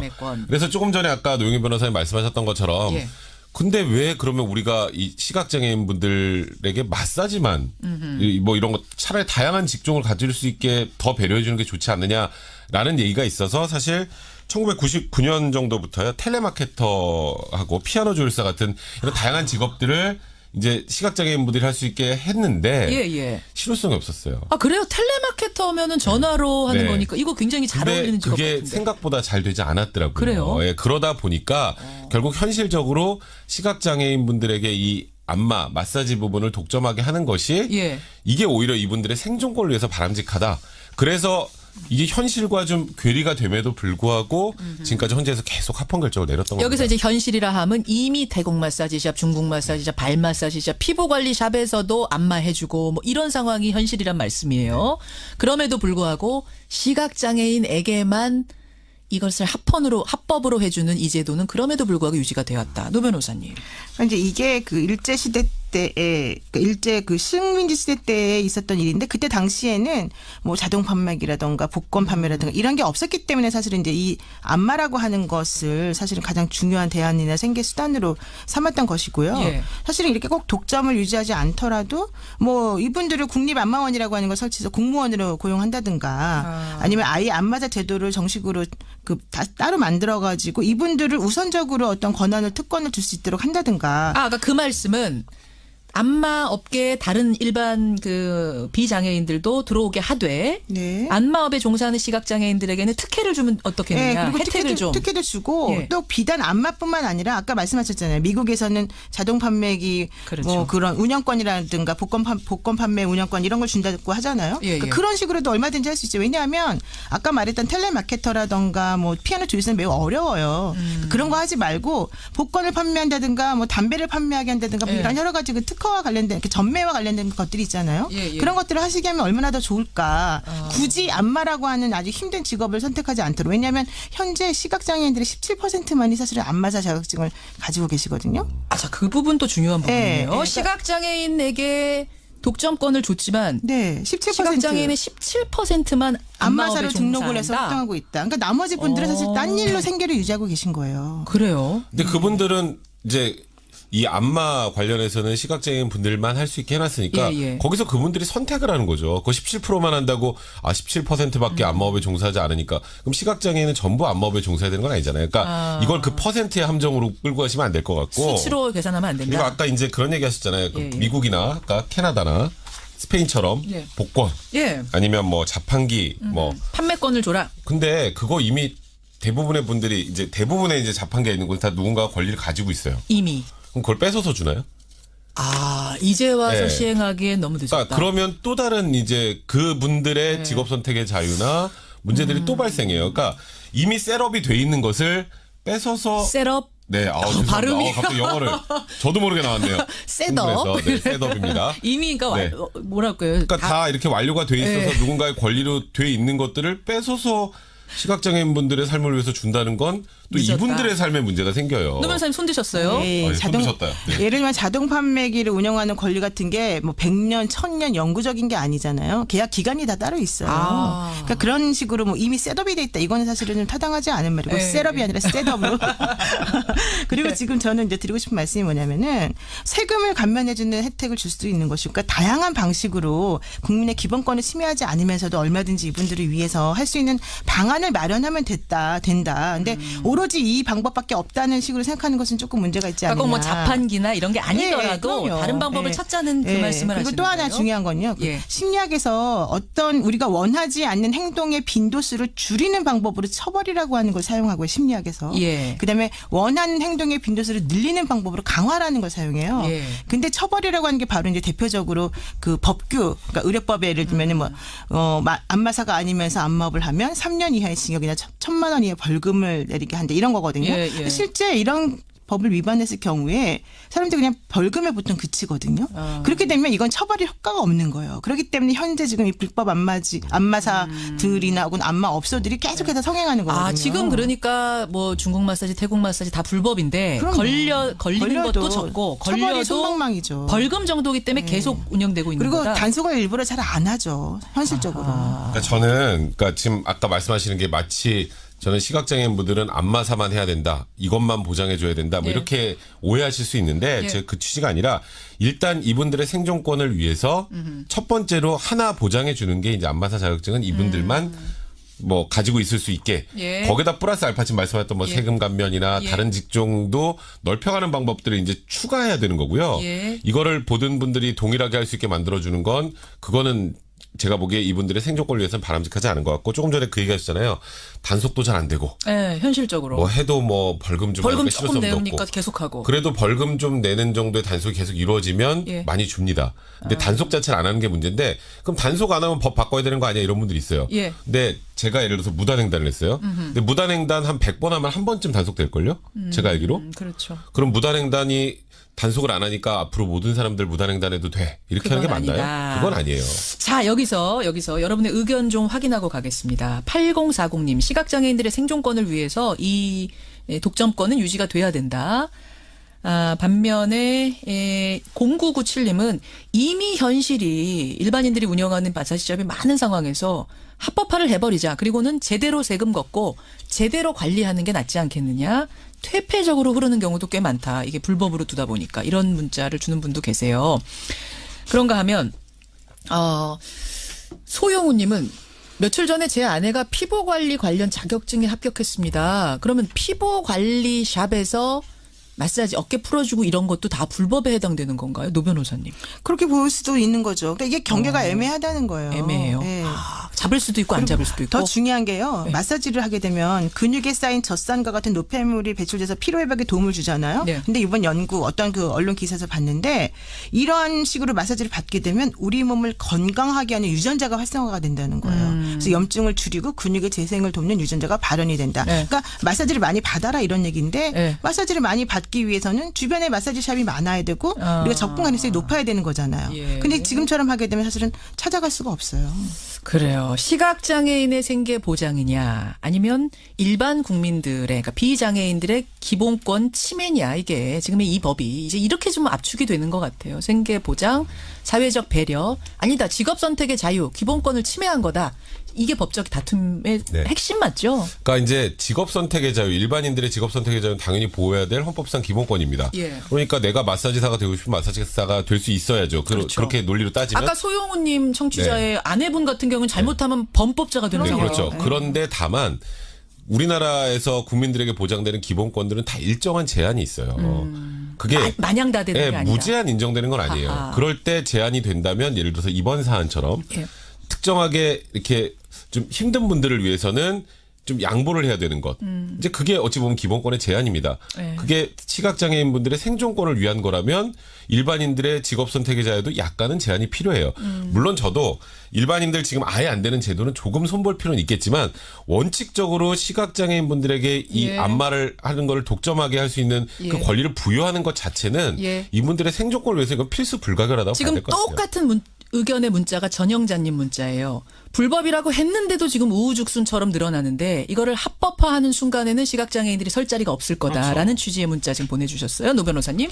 그게 아까 무단횡단하고 비유하셨는데 무단횡단하고 안마사 자격을 독점을 해주는 것하고를 1대1로 비교하는 것은 타당성이 없는 거고 제가 두 번째로 거예요. 쉬운 예. 네, 두 번째로 그 지금 현재 문제가 되고 있는 것은 시각 장애인에게 마사지사를 하지 못하도록 하자 이게 아니잖아요. 시각 장애인들에게 우선적으로 마사지사를 할 수 있도록 하되 예. 일부 제한을 좀 풀어주어서 현재 문제가 되고 있는 불법 퇴폐 업소들이 판치지 못하도록 오히려 법의 테두리 안에서 이런 것들에 대해서 규제를 하고 국민 모두의 건강 증진에 도움될 수 있는 방향으로 가자라는 거죠. 현실 강조예요. 노 변호사님이 현실 강조. 자, 이제 정리를 할 때가 됐습니다. 50원의 단문 100원의 장문 유료 문자입니다. 샵 1212 카톡 레인보우로 여러분 보내주시면 됩니다. 노변, 백변, 합법, 현행 유지, 개정 이런 식으로 보내주시면 돼요.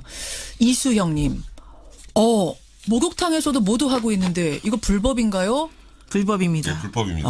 그러니까 세신사분들이 때를 시원하게 네, 밀어주고 나서 뒤에 하는 안마. 그 불법이에요? 네. 피부관리소에서 하는 마사지 알죠? 우리 여자분들 많이 가잖아요. 예. 많이 어깨 다 받아보셨죠? 풀어, 저도 몇 번 받아봤어요. 어깨도 다 풀어주고 불법이죠. 그러고. 그러니까 그러면 외국 가야 돼요. 태국이나 이런 데.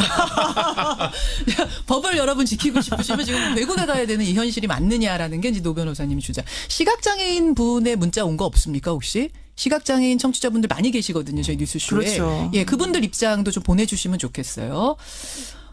와, 지금 마감하기 1분 전인데 정말 팽팽하게 들어왔습니다. 오늘. 정말 팽팽하게 들어왔습니다. 여러분 30초 더 드리겠습니다. 지금 49대 51입니다. 제가 미리 말씀드리자면 이게 지금 30초 동안 바뀔지 모르겠어요. 제가 매우 괴롭습니다. 어느 쪽이 51인지는 모르겠습니다만 지금까지 상황이 이렇습니다. 문자 2개만 더 소개하겠습니다. 박소연님. 비장애인 분들은 다른 사업해도 되잖아요. 우리나라의 장애인들 너무 힘듭니다. 아마 이분이 혹시 시각장애인 청취자는 아니실까 혹은 가족이 그러시진 않을까 절절한 문자 보내주셨어요. 반면에 3333님은 시각장애인 중에 안마사는 10,000명이 채 안 됩니다. 그런데 현업 피부관리사는 20만 명입니다. 그분들이 다 범법자가 되라는 말이냐? 이건 현실을 반영하지 못한 법이다. 이런 문자. 자, 그 사이에 바뀌었습니다. 진짜요? 예, 바뀌었습니다. 51대 49는 똑같은데 바뀌었습니다.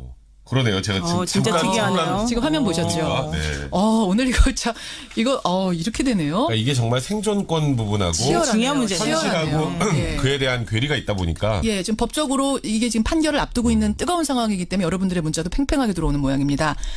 시각장애인의 안마업 독점법 이대로 유지해야 한다. 아니다. 현실에 맞춰서 개정해야 된다. 청취자 여러분들의 선택은 51대 49. 49대 51로 개정해야 된다. 51%가 노 변호사의 손을 들어주셨습니다. 와, 정말 딱 30초 만에 바뀌네요. 30초 만에. 그 전에 분명 51대 49. 51이 100변이지였거든요. 그렇죠. 지금 좀 바뀔 수도 있어요. 바뀔 수도 있습니다. 이 정도로 팽팽하기 때문에 오늘 사실 어느 쪽에 손을 들어준다고 말하기가 좀 애매한 상황. 그러니까 이게 사실 이 법으로 완벽하게 그 시각장애인 분들이 보호가 된다면 아마 100대 0이었을 거예요. 맞아요.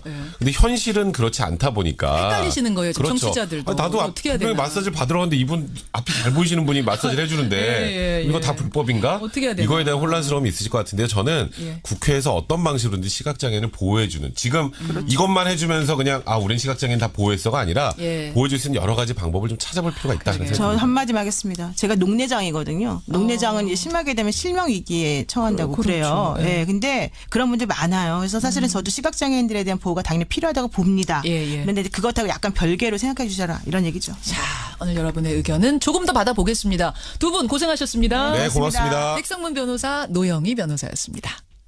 시각장애인 분들 문자 보내주십시오 했더니 많은 분들이 문자를 보내주셨습니다. 다 소개할 수는 없고 1300님 문자 보죠. 저는 시각장애 5급입니다. 그래서 이분은 다른 직업을 가지실 수 있었대요. 근데 1급 시각장애인, 정말 중증인 분들한테는 이게 생존이 걸린 문제입니다. 최소한의 생존권 지켜주십시오. 이런 문자를 시각장애인들이 보내주고 계시는데, 반면에 이명숙님은 생존 특화제도 좋습니다. 하지만 지금 이미 모든 마사지샵이 불법으로 취급받고 있고 비장애인들이 마사지샵을 하는 게 현실인 상황이라면 그들을 당장 단속하고 처벌하지 못할 바에는 합법으로 해서 관리하는 게 낫지 않겠느냐. 이런 문자. 이게 참 51대 49가 30초 만에 바뀔 정도로 팽팽하게 지금 들어오고 있는 상황인데요. 언제 이거 한번 법이 결정 나기 전에 다시 한번 토론해봐야겠다는 생각이 드네요. 보내주신 모든 분들 고맙습니다.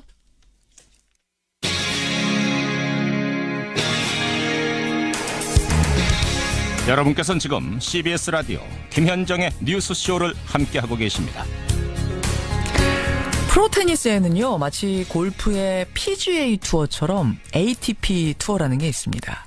그중에서도 넥스트 제너레이션 파이널스 대회는 21세 이하 선수들 가운데 세계 랭킹이 높은 순서대로 8명을 추린 다음에 시합을 하는, 그러니까 테니스계에서 차세대 리더를 꼽아보는 자리랄까요? 상당히 의미 있는 대회입니다. 그런데 이 대회에서 우리나라의 정현 선수가 우승컵을 거머쥐었지요. 그리고는 그제 금이 환영했습니다.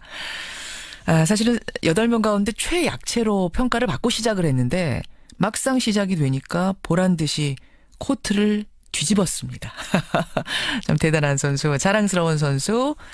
오늘 화제 인터뷰 테니스의 정현 선수 연결해보죠. 정현 선수 안녕하세요. 네, 안녕하세요. 테니스 선수 정현이라고 합니다. 와, 축하합니다. 네, 감사합니다. 그야말로 금이 환영했어요. 네. 인천공항에 문이 쫙 열리고 그 앞에 수많은 기자들, 카메라 보고 기분이 어땠습니까? 일단 현지에서는 그렇게 우승했다고 심하게 느끼진 못했는데 딱 공항 들어서는 순간 많은 기자님들과 팬분들이 계셔가지고 그때서야 우승했구나 한 번 더 실감을 한 것 같아요. 기분 좋았죠? 당연히 많은 분들이 나와주셔가지고 기분 엄청 좋았어요. 엄청 좋았어요. 네. 사실은 이번에 출전했던 그 경기가 이제 21세 이하 선수 중에 세계 랭킹 위에서부터 높은 8명을 뽑아서 네. 그들끼리 겨룬 대회인데 1차전, 2차전, 3차전, 준결승, 결승 총 5번의 경기를 모두 이겼어요. 5전 5승. 네. 이 정도까지 스스로 기대했습니까? 첫 경기 할 때는 몰랐지만 한두 경기 하면서 속으로 점점 컨디션도 좋아지는 걸 몸으로 느끼고 있었고 한 경기 한 경기 이길 때마다 설마 했던 게 이루어졌던 것 같아요. 설마 이러다가 설마 내가 1등 하는 거야? 이런 느낌? 그랬던 것 같아요. 한 세 번째 경기부터는 설마 하다 보니까 트로피를 가지고 돌아올 수 있었던 것 같아요. 설마 하다 보니까 트로피가 손 안에 있어요. 내 손 안에. 네. 야, 근데 여러분 보신 분들은 아시겠지만 그런 순간에도 표정이 하나 안 바뀝니다. 표정 안 바뀌는 포커페이스로 워낙 유명해서 별명도 교수잖아요, 교수. 네. 정 교수님. 네. 그 표정을 스스로 관리를 하는 거예요? 일단 운동선수라면 코트장 안에서 속마음을 들키지 않아야 된다고 저는 배웠고 그거를 계속 연습해야 더 좋은 선수로 커나간다고 생각을 해서 노력하고 있는 중이에요. 어떻게 노력해요? 안 풀리면 찡그리기도 할 것 같고 잘 되면 얼굴이 활짝 웃기도 하고 이럴 것 같은데 어떻게 마인드 컨트롤 합니까? 화 낼 때는 화를 내기도 하죠. 속으로 쌓아놓는 것보다는 화를 내서 푸는 건 방법도 있고 기회가 올 때까지 조금만 더 버티고 힘내보자 이런 식으로 혼자 주문을 외울 때도 있고. 버티자. 찬스가 올 거야. 버티자. 네. 교수님 맞네요, 정 교수님. 근데 사실은 두꺼운 안경을 쓰고 있어요. 테니스 선수로서는 드물게. 그래서 또 교수라는 별명이 더 붙기도 했는데 알고 보니까 그 안 좋은 시력 때문에 테니스 선수가 됐다면서요? 어릴 때 그냥 눈도 안 좋고 저희 형도 테니스 선수를 하고 있고 저희 아빠도 테니스 선수 출신이었고 감독님을 하시다 보니까 자연스럽게 시작한 것도 있고 병원을 안과를 갔는데 예. 뭐 작은 글씨 보는 것보다는 눈에 도움되는 그냥 밖에 풍경을 좀 보면서 뛰어다니는 게 더 좋지 않냐 이렇게 해서 놀이터처럼 갔던 곳이 테니스장이었던 것 같아요. 저는. 그래요. 정현 선수 정말 자랑스러운 우리나라의 테니스 선수입니다. 지금 만나고 있습니다. 지금 세계 랭킹 59위입니다. 이번 대회는 우승했습니다만 네. 한국 기록으로는 선배 이영택 선수가 최고 랭킹 36위까지 갔었죠. 네. 예, 세계 최고 랭킹 36위까지 기록했습니다. 어떻게 선배를 넘어설 자신 있으세요? 뭐 이렇게 지금처럼 열심히 하다 보면 언젠가는 넘어설 수 있지 않을까라는 기대감도 있고 자신감도 있고 한번 넘어보고 싶은 오기도 있고 여러 감정들이 많이 있는 것 같아요. 오기도 있고. 뭐 지금 21살밖에 안 됐으니까 꿈은 높이 잡았을 것 같습니다. 꿈은 높이 꿔야지요. 네. 어떤 꿈 꾸고 계세요? 뭐 모든 운동 선수라면 제일 테니스 선수라면은 그랜드슬램 시상대에 서보는 게 아닐까 생각을 해. 저도 제 테니스 인생의 마지막 목표는 언제가 됐든 간에 그랜드슬램 시상대에서 한번 서보는 게 제 꿈인 것 같아요. 정현 선수 아까 전에 설마 하다 보니까 우승컵 쥐고 있었다 그랬잖아요. 네. 제 생각엔 또 설마 하다가 그랜드슬램 컵 쥐고 있을 것 같은데요. 그러면 정말 저도 좋을 것 같아요. 그래요. 저희도 뜨겁게 응원하겠습니다. 다시 한번 축하드리고요. 오늘 고맙습니다. 감사합니다. 예.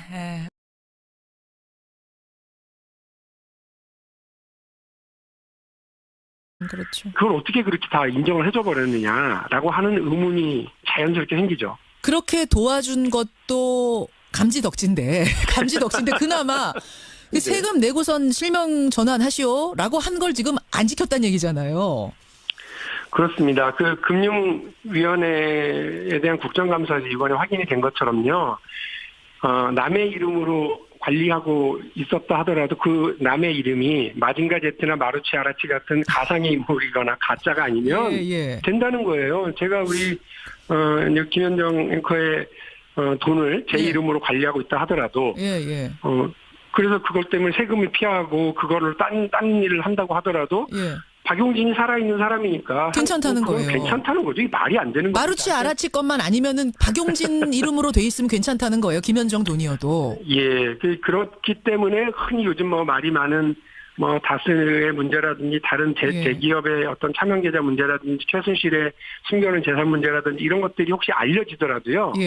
그거를 뭐 금융실명법에 따라서는 아무것도 제재를 가할 수가 없다라고 하는 게 그동안 금융위원회가 지켜왔던 해석입니다. 이상한 일이었죠. 근데 그 해석이 법적으로 맞으면 상관없는데 어떻게 판단하십니까? 틀렸죠. 틀렸고요. 그래도 금융위원회가 두 가지 해석을 계속 헷갈리게 내놨던 거예요. 하나는 그 돈이 그 계좌의 명의가 살아있는 사람 것이 맞으면 된다라고 하는 해석과 또 하나는 재미있는 것은 그것을 금융실명법을 어겨왔던 금융기관이나 은행 직원들에 대해서는 계속해서 과태료를 매기고 징계를 해요. 그러니까 이 두 가지 해석이 계속 남발이 되어 오다가 이번에 제가 분명히 잡았던 건 뭐냐면 왜 이거 서민만 지키냐.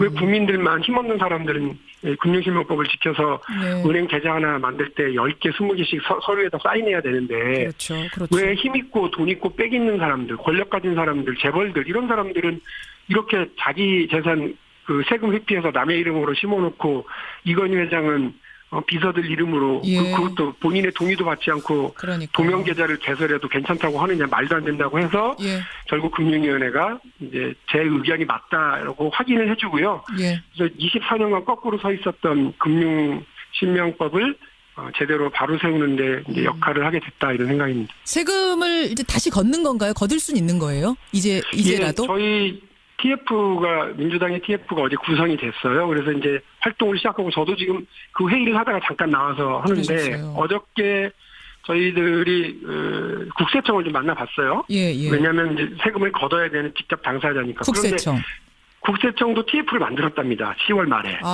그래서 저희들 움직이는 걸 보고 아이고 이거 우리한테 그것도 오겠구나 하고 자기들끼리 만들어서 이 그 금융실명법 위반 차명 계좌에 대한 이제 과세에 대한 TF를 구성을 해서 분주하게 움직이는데 그것까지는 좋은데 이제 약간 걸리는 게 예. 이건희 회장의 이 차명 계좌가 그 세금을 부과할 수 있는 기간이 10년이 지났느냐 안 지났느냐를 놓고 헷갈려하고 있더라고요. 공소시효가 있어요, 일종의? 일종의 이제 그 시효가 세금을 있어요. 부과할 수 있는 시간이 있습니다. 보통은 5년이에요, 세금이. 그런데 이제 부정한 방법에 의해서 이게 어떤 이런 사기 및 부정한 방법에 의해서 그 차명 계좌를 유지하는 것들이 확인이 되면 예. 제척 기간이 이제 10년으로 다시 늘어나거든요. 예. 그런데 이제 당연히 우리 국민들은 2008년에 이게 차명 계좌이고 금융실명법 위반이라는 게 확인이 됐으면 그 시점에 거두면 되니까 지금 아직 시간이 남았다. 확인된 건 2008년이니까 그걸로 네, 따지면 남았다. 10년인데. 그런데 이제 국세청은 아이고 그게 아니고요. 2008년에 확인이 된 거니까 개설된 건 그 전이다. 지금 시점으로부터 10년 전으로 가면 2008년, 2007년 거 정도밖에 안 되지 않을까요?라고 하는 나약한 소리를 하는데. 그러니까 개설 일자를 기준으로 본다는 얘기죠, 지금. 아니죠. 국세청은. 오늘 지금 시점을 기준으로 해서. 그러니까 확인을 한 2008년을 기준으로 하더라도 지금 10년이 넘어간다 이런 계산이에요, 국세청은? 예를 들면 이제 오늘을 기준으로 해서 이렇게 보면 10년이 넘어가 버리기 때문에 이제 그 10년이 되는 시점이 2007년 기준이기 때문에 예. 본인들은 그 부분에 대해서 이게 그 기간이 지난 거 아닌지에 대해서 고민하고 있고 2008년에 확인됐으면 지금 2017년이니까 아직 10년 안 된 거 아닌가요? 아슬아슬하게 그 안에 있는 거 아닌가요? 그렇습니다. 그러니까 그렇기 때문에 저희는 그 1199개의 모든 계좌에 대해서 부과를 해야 하는 것이 맞다고 하는 건데 예. 이제 국세청에서 어제 와서 보고한 건 엉뚱한 소리를 하는 거죠. 그러니까 오늘 시점을 알겠습니다. 기준으로 해서 10년이라고 하는 거니까 그러면 말도 안 된다. 우리는 당신들 의견에 동의할 수 없다. 왜냐하면 두 가지인데 하나는 그 2008년에 이건희 회장이 다 자기 명의로 다 돈을 찾아가 버렸거든요. 알겠습니다. 빼가버렸어요. 예. 깡통 계좌에다가 그 과세하겠다는 건데 이런 꽝통 과세가 어디 있어요? 이건 말이 안 되는 거고. 그래서 금융위원회에 차명 계좌에 대한 그 유권에서 하나 넘었더니만 산 넘어 산. 국세청이 이제는 또 그 엉뚱한 소리를 하고 있어서 또 국세청까지 저희가 뭐 아주 집요하게 그 역할을 제대로 하라고 해야 될 것 같습니다. 저는 어떻게 해서 10년이 그렇게 나오는지 아직도 계산이 안 돼. 아직도 제 계산으로는 1년이 남은 것 같은데 그 부분 정확히 해주시고요. 시간이 없지만 한 가지만 좀 더 여쭤야겠습니다. 네네. 그 전병헌 청와대 정무수석 전 보좌진 3명이 롯데홈쇼핑 재승인 로비 관련해서 구속이 된 상태예요. 네. 전병헌 수석의 뭐 소환이 임박했느니 아니니 전병헌 수석은 억울하다 얘기하고 있고 이렇게 혼란한 상황인데 박 의원께서는 어떤 입장이시고 지금 당 안의 분위기는 어떤 분위기인가요? 뭐 여러 가지 뭐 만감이 교차하는데 저로서는 제가 대변인을 할 때 원내대표로 모시기도 했고요. 지금도 그 국회 운영위 통해서 이제 거의 매일 최근 같은 경우는 매일 보다시피 하는데 전병헌 수석이 이제 무고함을 주장을 하는 것에 대해서는 저는 믿습니다. 그래서 그 부분에 대해서 적극적으로 소명하고 검찰에서도 억울한 일이 발생하지 않도록 해야 된다고 하는 게 제 입장이고요. 근데 다만 이제 걱정은 뭐냐면 전병헌 의원의 이런 주장과 무고함에 대해서 믿는 건 믿는 거지만 이게 좀 당황스러운 게 만일에 검찰이 뭘 좀 확인해야 되겠다고 피의자 신분으로 소환을 하게 될 경우 남아있는 건 이제 현직으로 그걸 소환을 갈 것이냐 검찰청으로 갈 것이냐 말 것이냐의 문제가 남아있다고 보거든요. 저는 이전에도 이전 정부에서의 그 청와대 고위 관계자들이 만약에 가게 되면 그 현직 신분으로 갔었던 전례가 없다라고 하는 것 때문에도 그리고 대통령이나 정부에 부담을 주지 않기 위해서라도 전병헌 수석이 만일에 그런 상황이 된다 그러면 현명한 정치적 판단을 하실 거라고 믿고 있습니다. 그러니까 본인이 지금 상당히 억울함을 논두렁식에 비유하면서 억울함을 표현하고 있는 상황이긴 합니다만 그렇다 하더라도 청와대에 부담을 주지 않기 위해서 소환이 결정된 소환 통보를 본인은 먼저 받지 않겠습니까? 그 전에는 거취를 결정하시는 게 낫겠다라는 박용진 의원의 생각이자 당 분위기도 좀 그런 쪽이 많아요. 제가 당 분위기까지 어떻게 전달하겠습니까만은 어쨌든 이게 지금 답답한 게 뭐냐면 현직 신분으로 가서 만일에 무고함이 확인되더라도 검찰이 정치적 수사였다라고 해서 야당이 가만두지 않을 거고요. 또 만일에 현직 신분으로 이렇게 구속이 되거나 혐의가 확인돼 버리면 대통령과 정부에 엄청난 부담이 되기 때문에 저는 이리 되든 저리 되든 전병헌 수석이 본인의 무고함을 확실하게 하기 위해서라도 그런 상황이 된다면 그런 상황이 된다면 정치적인 어떤 판단을 하실 수밖에 없을 거다 이렇게 생각합니다. 여기까지 말씀 듣겠습니다. 고맙습니다. 네. 더불어민주당 박용진 의원이었습니다. 김성환의 행간 시사평론가 김성환 씨 나오셨습니다. 어서 오십시오. 네, 안녕하세요. 아까 청취자 한 분이 문자를 주셨는데 명성교회 세습 논란으로 시끌시끌한데 혹시 네. 뉴스쇼에선 이 문제 안 다루십니까? 질문 주셨는데 마침 오늘 행간이 이 내용이죠. 네, 맞습니다. 이 사흘 전에 김사만 원로 목사가 위임 예배식을 열어서 아들인 김하나 목사에게 담임 목사직을 물려줬는데요. 예. 이것 때문에 세습 논란이 굉장히 뜨겁습니다.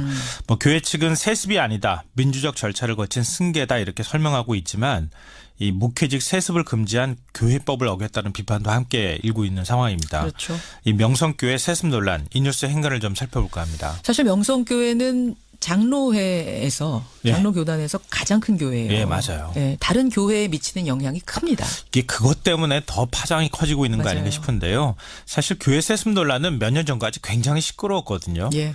뭐 고백하건대 저희 장모님도 그 장모님이 다니시는 교회도 명성교회 똑같은 명성교회 다니시는 건 아니고 다른 교회에서도 똑같이 그런 일들이 있구나. 벌어졌어요. 예. 이게 이 산업화와 함께 기독교 교세가 한창 커질 무렵에 교회를 세웠던 원로 목사 세대가 퇴장하면서 이제 이런 일들이 벌어지고 맞아요. 있는 건데요. 그렇죠. 기독교 교단에서 세습 금지법을 그래서 이제 제정을 했는데 한동안 잠잠하다가 다시 명성교회 파문이 터진 겁니다. 예, 예. 문제는 이번 일이 여기서 끝나느냐 이건데요.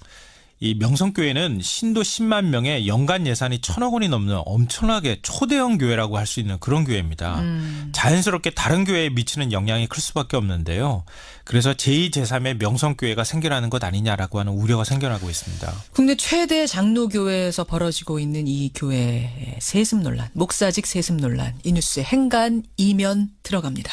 첫 번째 행간은 세습 금지는 역사적 요구다입니다. 역사적 요구다. 이거 제 말이 아니에요. 사실은 이번에 담임 목사직을 물려받은 김하나 목사가 했던 말입니다. 아들 목사가? 예. 그리고 김사만 원로 목사도 2013년 종교개혁 기념 세미나에서 똑같은 말을 했고요. 그동안 신도들에게도 누차 세습은 김현정의 뉴스 쇼.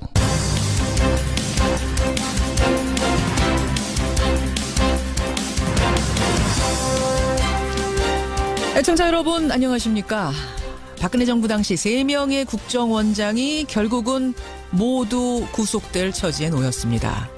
검찰은 어제 남재준 이병호 전 국정원장에 대해서 구속영장을 청구했고요. 이병기 전 원장에 대해서도 오늘 영장을 청구할 예정입니다. 이들은요, 국정원이 특수활동비를 상납했던 건 박 대통령의 지시 때문이었고 거부할 수 없는 관행으로 여겼다. 이런 진술을 한 걸로 알려졌습니다.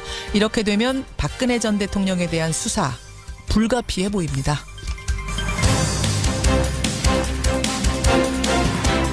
그런가 하면 또 한 명의 전직 대통령 이명박 전 대통령은 오늘 바레인에서 귀국을 합니다. 출국하는 길에는 적폐청산 수사에 대해서 강하게 불만을 표시했었는데 과연 귀국길에는 어떤 목소리를 낼지 주목이 되죠. 글쎄요, 본인의 재임 기간에 벌어졌던 이 국정원의 정치 개입 댓글 공작이라면 일단 모든 걸 떠나서 최고 책임자였던 내 부덕의 소치요. 국민들께 먼저 사과하는 모습. 그런 모습은 정녕 기대할 수 없는 걸까요? 수요일 아침 김현정의 뉴스쇼 출발합니다.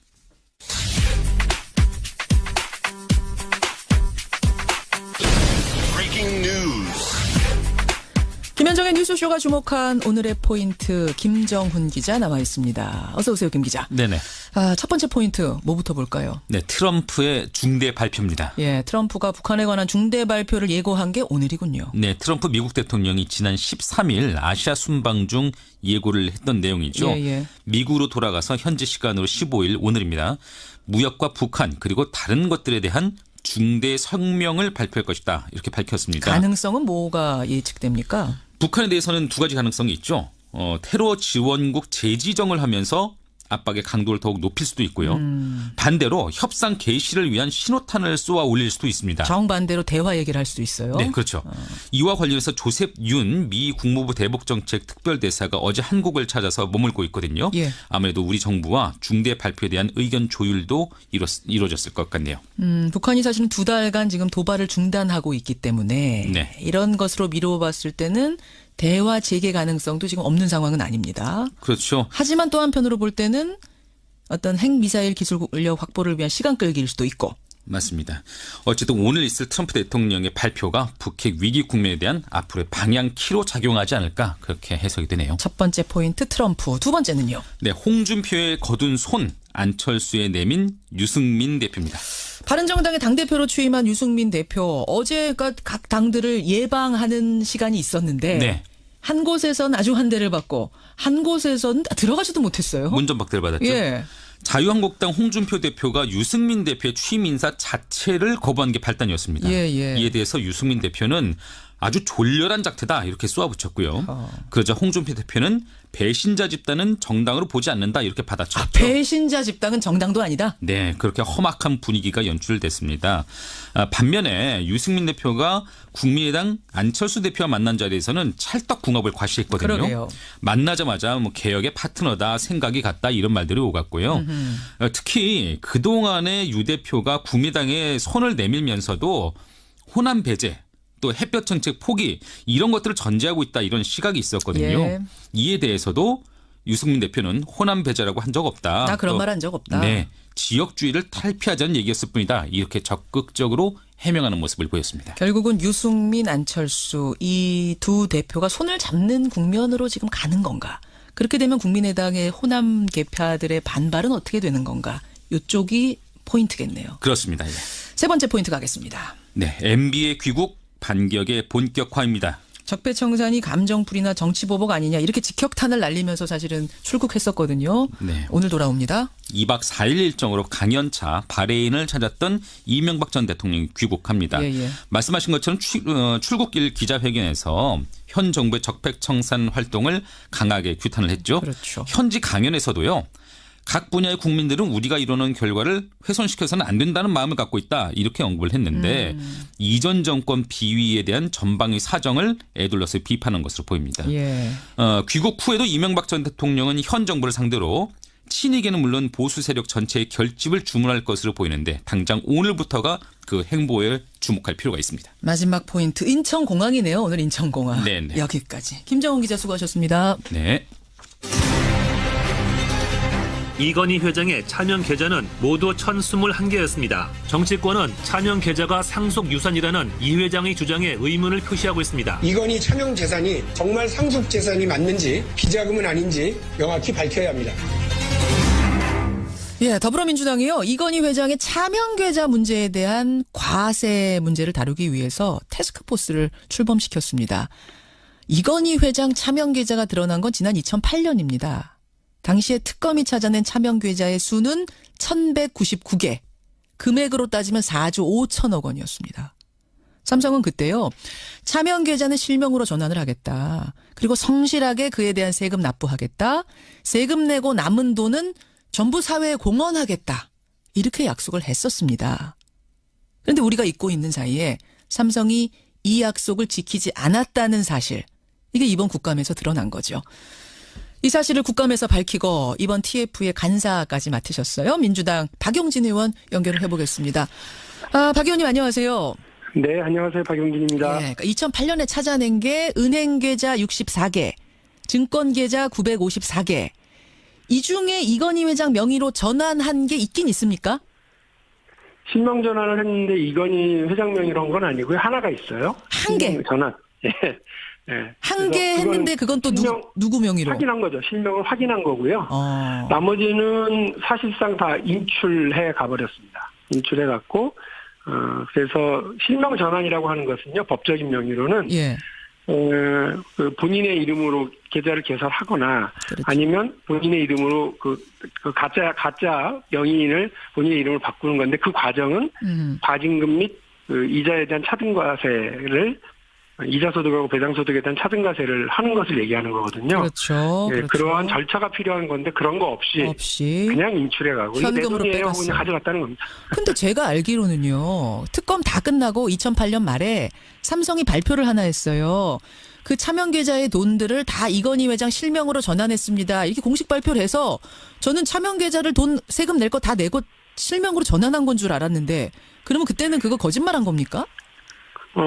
여기서 말하는 핵심 포인트는 뭐냐면 예. 그냥 평상적으로 재산을 관리할 때 내야 되는 증여세라든지 예. 혹은 양도세라든지 예. 종합소득세 이런 것을 냈느냐 안 냈느냐가 아닙니다. 그런 부분은 그 남의 이름으로 가짜로 돈을 관리하고 있을 때도 당연히 냈어야 되죠. 발생을 하니까요. 물론이죠. 그런데 금융신용법은 남의 돈으로 자기 재산을 은닉해서 세금을 포탈하거나 아니면 범죄를 위해서 쓰지 못하도록 차단하기 위해서 만든 아주 센 법안이거든요. 예, 예. 그러니까 이것에 따라서 한다고 한다면 그 아까 말씀드렸던 50% 원금의 50%를 과징금을 매기거나 아니면 이자와 배당 소득을 99%까지 징수해가는 거의 뭐 원천적인 징벌적 징수거든요. 예. 그런 걸 하나도 안 했다고 하는 것이 문제죠. 그러니까 이건희 회장 쪽 회장이나 예. 삼성에서 예. 우리는 세금 다 냈어요. 이거 거짓말입니다. 왜냐하면 금융신용법에 따른 걸 내지 않았어요. 그러면 실명으로 전환했다라고 했던 것도 현금으로 그냥 다 뽑아다가 이건희 회장 통장에 집어넣습니다. 이거를 지금 실명 전환했다 이렇게 발표한 거였어요 그때? 네, 뭐 이건희 회장으로서는 오히려 지갑 주순 건데요. 왜냐하면 김용철 변호사가 이 사건에 대해서 폭로를 할 때 이게 좀 이상하다. 삼성이 비자금을 주성했는데 규모가 10조 원일 거다라고 주장을 했거든요. 그렇죠. 근데 특검이 탈탈 털어서 확인을 할 수 있었던 것만 보면 4조 5천억을 확인을 했습니다. 근데 여기에 삼성생명의 그 주식 계좌가 있었던 거예요. 근데 이 규모가 나중에 한 4% 정도밖에 삼성생명 주식을 못 갖고 있었던 이건희 회장이 이거 다 내 거다라고 전환을 해서 나중에 삼성생명이 일대 주주로 됩니다. 20.8%까지 되죠. 그러니까 비자금으로 조성해 가지고 있었다고 한다면 그 비자금으로 몰래 숨겨놓을 수밖에 없었던 내 돈이면서도 내 돈이 아니라고 할 수밖에 없었던 그 처지에서 오히려. 떳떳하게 이건 내 돈이요라고 하면서 삼성생명을 이게 장악할 수 있는 길을 오히려 특검이 터져서 말이 많았죠. 그때 그러니까 물특검 조준웅 특검 자체가 물특검이라고 비판이 많았잖아요. 비자금 아니라 상속재산이다라고 결론 내려주면서 도와준 셈이 됐어요. 이건희 회장을. 상속재산이라고 주장한 건 삼성과 이건희 회장 측의 주장일 뿐인데 그걸 그냥 받아줬고요. 받아준 거죠. 제가 이번에 확인을 해보니까 황당한 건 이건 이병철 회장이 돌아가신 게 87년인데 93년 이후에 개설된 계좌가 대부분이고 20개를 빼고 나머지는 다. 그래요. 그리고 더 황당한 건 2000년 이후에 계좌가 개설된 것이 673개입니다. 심지어는 특검하기 직전에 만들어진 계좌도 40개가 넘어요. 이 얘기는 뭐냐면 이 돈이 과연 이병철 회장의 상속재산인 거냐. 안 한다. 교회가 상처를 입으면 안 된다고 말해왔습니다. 그래요. 그래놓고 1년 전부터 담임 목사직을 비워뒀다가 사흘 전에 공식적으로 목사직을 물려줬습니다. 뭐 민주적 투표 절차를 거친 승계니까 세습이 아니다 이렇게 얘기는 할 수 있는데 승계와 세습이 과연 어떤 차이가 있을까요? 제가 굳이 말씀 안 드려도 아실 것 같고요. 김사만 목사는 자신들의 말을 누구보다 엄격하게 지켜야 될 목회자입니다. 최소한 약속을 어겼다는 비판에선 자유로울 수 없을 것 같습니다. 이영표 선수가 독실한 기독교신데 네, 맞아요. 사실은 이제 인터뷰나 발언을 잘 안 하잖아요. 네. 축구 외에는. 근데 어제 SNS에다가 의미심장한 글을 남겼더라고요. 그러지 않아도 그 내용도 소개를 좀 해드리려고 했는데요. 이렇게 얘기했습니다. 존경받는 모습으로 떠날 수 있었던 한 목사의 마지막 퇴장이 비참하게 세습이라는 이름으로 끝나고 말았다. 참 안타깝다 이런 표현을 했습니다. 교회법이라는 게 엄연히 있습니다, 여러분. 그럼요. 그러니까 이게 무슨 세상의 잣대로 지금 교회가 이렇게 해라 저렇게 해라 하는 게 아니라 교회 내부에서 목사님들이 모여서 만든 교회법에 따라도 이렇게 세습을 하지 못하게 돼 있습니다. 네, 맞아요. 두 번째인가 뭔가요? 쿼바디스 교회는 어디로 가나이까입니다. 뭐 요즘 쿼바디스라고 하는 영화가 또 다시 회자가 되고 있잖아요. 그러니까 교회 세습 문제를 비판했던 영화이기도 하고요. 쿼바디스란 말 자체가 주님이시여 어디로 가나이까라고 하는 물음을 하는 그런 말이잖아요. 그렇죠. 이 교회의 가장 큰 역할이 뭡니까? 교회가 어디로 가나이까라고 물으면 세상을 바른 길로 인도하는 쪽으로 가야 한다고 누구나 다 얘기를 할 겁니다. 빛과 소금이 돼야죠. 네. 그런데 지금은 거꾸로 됐습니다. 세상이 오히려 교회를 걱정하고 있다는 겁니다. 대형 교회의 목사의 정치적 발언이나 세습 논란 뭐 이런 것들 때문에 굉장히 파문이 많았고요. 예. 이번에 명성교회 문제도 마찬가지입니다. 뭐 세속법의 문제가 아니라 교회법을 어긴 게 되는 거니까요. 훨씬 더 논란이 큰데요. 우리나라 역사에서 기독교는 남녀 평등이나 인권, 반상차별 금지, 뭐 근대식 학교, 병원 엄청나게 많은 가치들을 갖고 온 그런 종교입니다. 그렇죠. 그리고 7, 80년대에는 반독재 투쟁에 선봉에 섰었고 예. 우리 사회 민주주의를 앞당기는 역할을 했는데 지금은 오히려 우리 사회 국민들의 걱정거리로 가는 건 아닐까 하는 우려가 듭니다. 마지막 행간 뭔가요? 마지막 세 번째 행간은 올해가 종교개혁 500주년이다입니다. 루터의 종교개혁 500주년의 해 굉장히 뜻깊은 해입니다. 네, 맞습니다. 교황청의 면죄부 반발해서 루터가 참신앙을 논하면서 이 벽서를 붙인 지 500년이 딱 되는 해입니다. 네. 기독교계가 올해 뭔가 새로운 변화를 추구하겠다. 종교적 가치를 좀 전파하려고 노력을 했는데 여기에 명성교회 세습 파문이 찬물을 좀 끼얹은 꼴이 됐습니다. 아, 참 슬픈 현실이에요. 교회의 주인은 누굽니까? 라고 묻는다면 명성교회에서 그 질문에 좀 지금 답을 해줘야 될 때가 아닌가 싶습니다. 주님이죠. 주인은 주님입니다. 네, 맞습니다. 네. 과연 누구를 위해서 이런 일들이 벌어지고 있는 건가? 교회가 반성해야 될 때고 정말 많은 교회들이 이 세습하지 않고 네, 다르게 네. 가고 있는데 그 교회들이 그러게요. 상처받을까 전 그것도 걱정이고요. 고생하셨습니다. 네, 고맙습니다. 김현정의 뉴스쇼 2부 출발합니다. 5.18 행방불명자들이 안매장돼 있을 것으로 추정되는 곳이죠. 옛 광주교도소. 그 옛 광주교도소터에서는 지금 흔적을 찾기 위한 발굴 작업이 한창 진행 중인데요. 당시 그 광주교도소에 배치됐던 공수부대 지휘관 가운데 한 명이 내가 그곳에 안매장을 직접 했다. 이렇게 양심 고백을 하고 나섰습니다. 실명까지 걸고 증언을 하고 나선 건 이번이 처음 있는 일입니다. 신순용, 전소령 좀 어려운 결심을 하신 건데요. 잠시 후에 직접 만나보죠. 수요일 라디오 재판정에서는 요즘 건물마다 보면은 그 마사지샵이 많습니다. 발 마사지, 태국 마사지, 중국 마사지 다양하게 있는데 여러분 시각장애인이 하는 곳이 아니면 전부 다 불법이라는 거 알고 계세요? 우리나라에서는 이 안마업이라는 업종으로 허가가 되는 건 시각장애인밖에 없습니다. 그러니까 모든 피부 마사지샵, 발 마사지샵 전부가 불법인 상황. 여기에 대해서 찬반 논란이 뜨겁습니다. 오늘 라디오 재판정에 올려보죠. 화제 인터뷰에서는 한국 테니스계의 희망이라 불리는 정현 선수 만나보겠습니다. 지난 주말에 이 남자 프로 테니스 투어 세계대회에서 우승을 거머쥐고 금이 환영을 했는데 한국 선수가 세계대회에서 우승한 거 무려 14년, 14년 만의 일이랍니다. 그야말로 금이 환영하고 돌아온 정현 선수 만나보시죠. 50원에 단문 100원의 장문 유료 문자 샵 1212 카톡 레인보우까지 열어놓고 출발합니다. 불명자들이 안매장돼 있을 것으로 추정이 되는 옛 광주교도소. 지난 4일부터 발굴 작업을 시작했지요. 하지만 아직까지는 아무런 흔적도 찾지 못한 상태입니다. 그런데 5.18 민주화운동 당시에 옛 광주교도소 앞에서